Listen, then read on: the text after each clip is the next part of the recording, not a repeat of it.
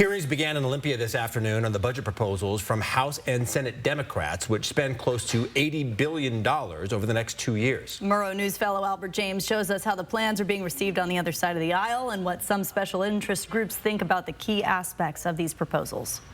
It is an awfully troubling direction that the House and Senate majorities would take us in. Legislative Republicans are staking out strong opposition to the budget proposals made by Democrats in the House and Senate Monday. Democrats are looking to spend close to $80 billion over the next 2 years. While they say they've made some cuts to close a projected multi-billion-dollar deficit, they argue new taxes on the wealthy and raising the cap on property taxes are necessary to maintain crucial state services. Some will say that we cannot afford to continue recent investments in Washington and Washingtonians.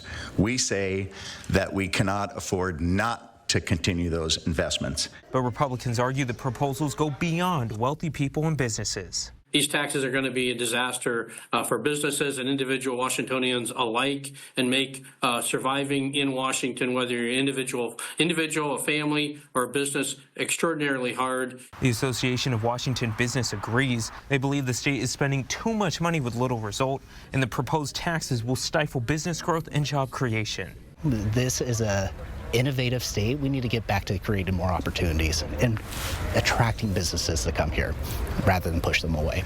On education, while they were disappointed in cuts to colleges and universities, the Washington Education Association says they welcome increased funding for K-12 materials and operating costs in special education.